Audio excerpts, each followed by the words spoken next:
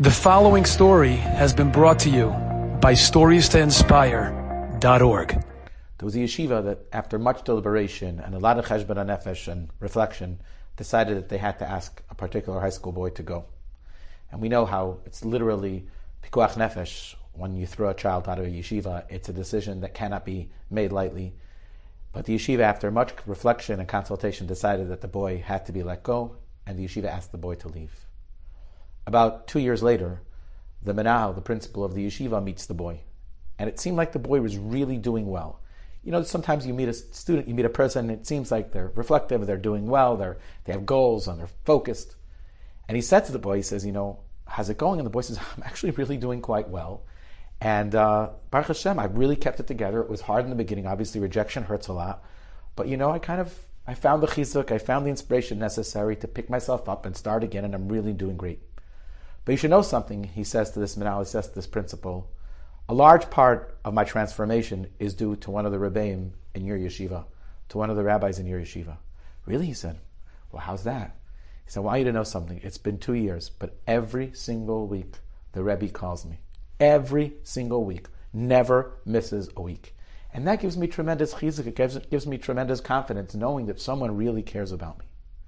Later that day, the principal went back to his masifta. He went back to the high school and he cornered the Rebbe and he said to him, I'm so impressed. You call this kid Eli every single week for 2 years? That's commendable, and I want you to know something. For all we know, you saved his life.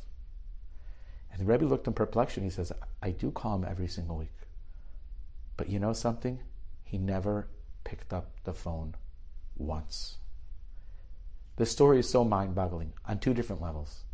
Number one, the fact that the Rebbe continued to call each and every week for 2 years, even though the student never picked up the phone. Perseverance, you know how much you have to care about someone to do something like that? So the Rebbe is a tzaddik yisad elam, and his portion in Gan Eden is probably amazing, because if this is the way that he treats this way, you can imagine it's probably how he treats all his talmidim. But think about Eli for a second. Think about the student who was asked to leave. He never picked up the phone. But every week, when that number came up in the caller ID, it gave him enough chizuk to continue going. Enough fuel for one more week.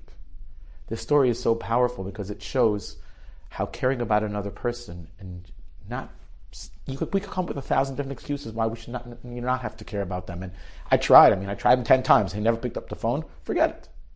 But caring about another person, even if it's somewhat in a covert way, has such an incredible impact that it can be the difference between success and failure, between life and chas v'shalom, a very large lack of life. I think something we really have to take to heart. Enjoyed this story? Come again. Bring a friend. StoriesToInspire.org